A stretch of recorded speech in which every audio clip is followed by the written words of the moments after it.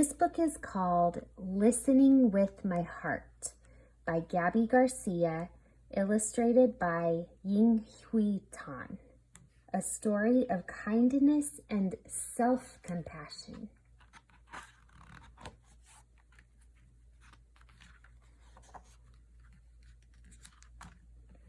Esperanza's tummy fluttered as she practiced her lines on the porch. Today was the class play. Waiting for Mama to walk with her to school, she paced back and forth when she spotted a heart-shaped rock.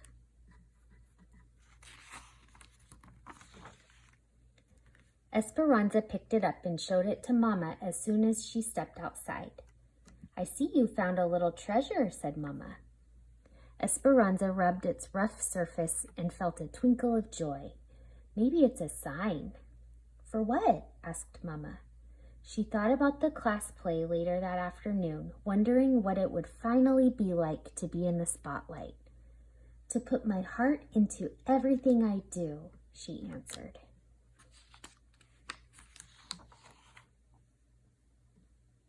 At that moment, they heard scratching and a soft cry.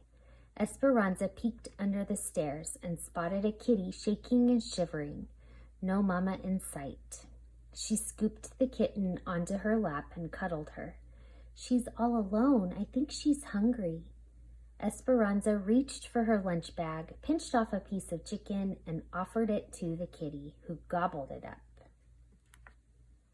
"Mama, I think the rock is a reminder to spread kindness and love. That's what we do when we listen with our hearts." "I think you're onto something," said Mama. "Can we keep Cleopatra, please?" asked Esperanza, who'd already named the kitty. "Queens are always welcome at our house," said Mama. "If she's still here after school, we'll take her in."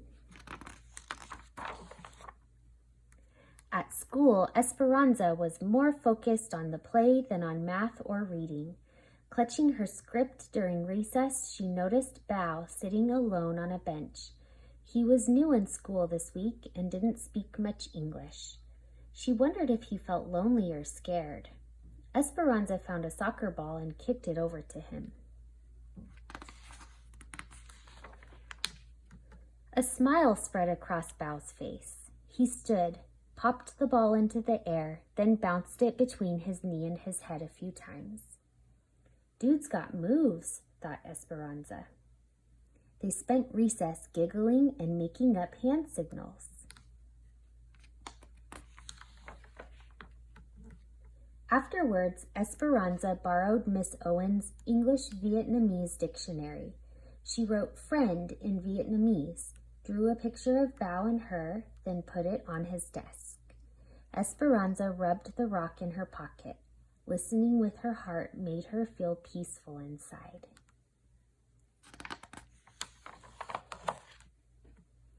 Finally, it was time for the performance. It was too late for Bao to be in the play, but he stood at Miss Owen's side as a stagehand. Excitement bubbled as Esperanza waited her cue. Esperanza walked on stage, tripped as she was about to say her first line, and splattered across the stage. When she got up, she forgot her lines, so Miss Owen whispered them to her from backstage. Heat rushed through Esperanza's body as all eyes were glued to her. She wished she could disappear.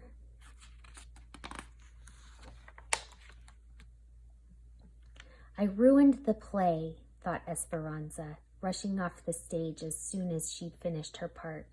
"I messed up in front of everyone." She tucked herself in behind some props so no one would see her. Esperanza noticed her body shaking and her face still burning. She took a deep breath and dug the rock out of her pocket. It was cracked and lopsided, just how she felt. Esperanza touched her hand to her heart and felt the disappointment.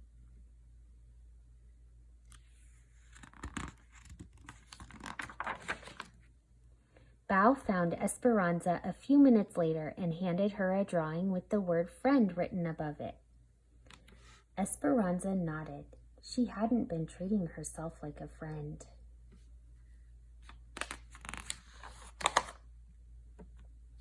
Esperanza realized this wasn't the first time she'd been unkind to herself. At the soccer game last weekend, she'd missed the ball that swooshed by her head and they lost the game. "Nice work," a player from the other team yelled as the others laughed. Esperanza thought she'd let her team down and was the worst soccer player in the world. Thinking those thoughts had made her feel worse.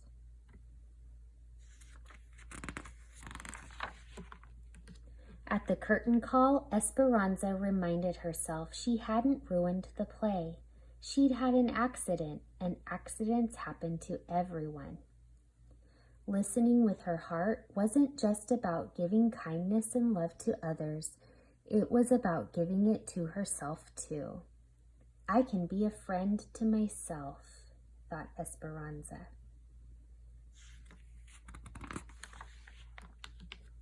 When Esperanza got home, she focused on her favorite things. She zipped down the hill on her bike, then spent the afternoon painting at the kitchen table. She also got the hug she needed from Mama and some cuddles from Cleopatra.